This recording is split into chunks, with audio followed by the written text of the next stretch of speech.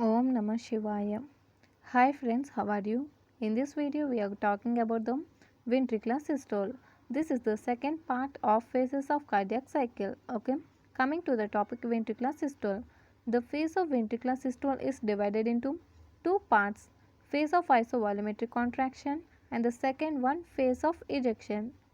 First, phase of isovolumetric contraction. Appearance of QRS complex in the ECG heralds the onset of the systole. This phase, that means phase of isovolumetric contraction phase, starts with the closure of mitral valve and ends with the opening of the aortic valve. That means this phase exists between the starting of the mitral valve closure and ending with the opening of the aortic valve. Thus, ventricular volume remains same throughout this phase. In spite of force of contraction, ventricular size apparently remains same. Therefore, this phase is called as isovolumetric contraction phase. Next, what are the major events in this phase? This phase starts from the peak of QRS complex in ECG. First heart sound appears in phonocardiogram. The ventricular pressure rises abruptly from 0 to 80 mmHg in left ventricle and 0 to 8 mmHg in right ventricle. See here guys, pressure difference in left and right ventricle. In right only 8 but in left ventricle 80. Ventricular volume does not change and aortic blood flow is nil. This phase, isovolumetric contraction phase, ends with the opening of the semilunar valves when ventricular pressure exceeds the aortic pressure. Next, phase of ventricular rejection. Opening of the aortic valve marks the onset of the phase of ejection. This phase is further divided into two parts. Phase of rapid ejection, it is lesser duration, and the phase of reduced ejection, it is longer duration. The phase of rapid ejection is differentiated from the phase of reduced ejection by two important features.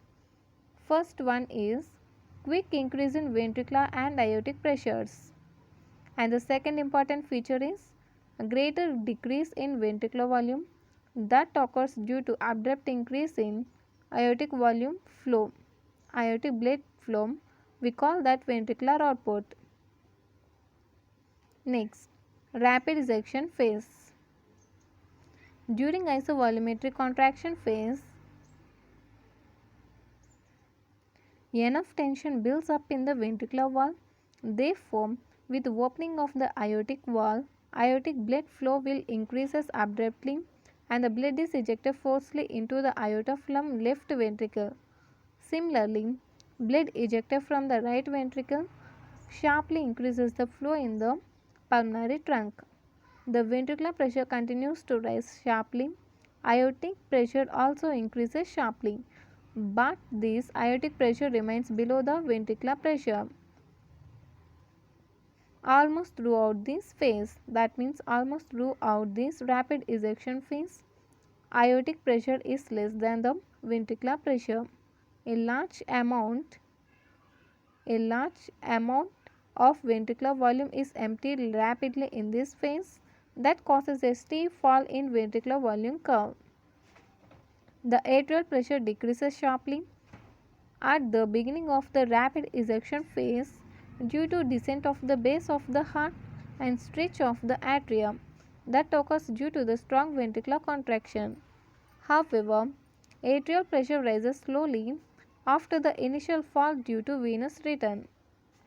C wave is produced in the jugular venous pressure curve in the early part of the rapid ejection due to impact of common carotid artery with the adjacent jugular vein and also due to bulging of the closer tricuspid valve in the atrial chamber. See here what are the important events in the rapid ejection phase. This phase starts with opening of aortic valve, steep increase in aortic blood flow, steep fall in ventricular volume, ventricular pressure rises further. Next, aortic pressure also increases but just below the ventricular pressure.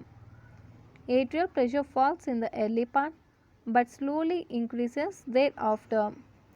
The C wave is produced in jugular venous pressure. This rapid ejection phase corresponds to ST segment in the ECG. Okay, these are the important events in the rapid ejection phase. Next, reduced ejection phase. This is the longer phase of ventricular systole during which both ventricle and aortic pressure decreases. In this rapid ejection phase, both ventricular and aortic pressure decreases. Aortic pressure declines due to runoff of blood from the aorta to the periphery that exceeds ventricular output. The aortic pressure exceeds the left ventricular pressure in this phase. In fact, reduced ejection phase begins at the aortic pressure exceeds the left ventricular pressure in this reduced ejection phase. In fact, reduced ejection phase begins at the about the time when the aortic pressure slowly exceeds the left ventricular pressure. Stored potential energy in the stretched arterial wall contributes to the alteration in ventricular aortic pressure gradient. In spite of this change in pressure gradient, blood flow continues from ventricle into the aorta due to the moment of forward flow of blood caused during the rapid ejection phase. This keeps the aortic valve open. However, the aortic flow is significantly reduced in this phase. Ventricular volume continues to decrease and reaches the end systolic volume at the end of this phase. Ventricular volume continues to decrease and reaches the end systolic volume at the end of this phase. And next, what are the important events in reduced ejection phase? Ventricular and aortic pressure decreases, but aortic pressure exceeds the ventricular pressure. Aortic blood flow is greatly decreased. Ventricular volume is further decreased. Atrial pressure continues to increase slowly due to blood returning to atria. T wave in ECG appears in this phase.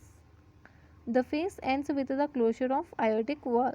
That means this reduced ejection phase closes off ends with closure of aortic wall. Next, say this cycle.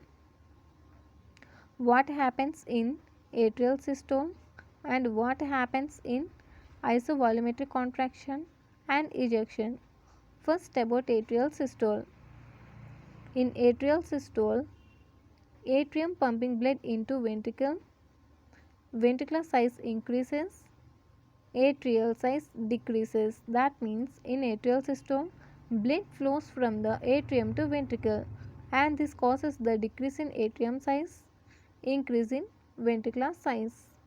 Next, what happens in ventricular systole? It is of two parts. First, isovolumetric contraction part and next is ejection part. First, about isovolumetric contraction. In this phase, all valves are closed, no change in chamber size. Next, ejection phase. What happens in ejection phase? Aortic and pulmonary valves are open, AV valves closed, ventricular size decreases due to ejection. Aortic and pulmonary valves open, AV valves closed, ventricular size decreases due to ejection. Okay, and we continue this phases of cardiac cycle about the ventricular diastole. Don't miss that.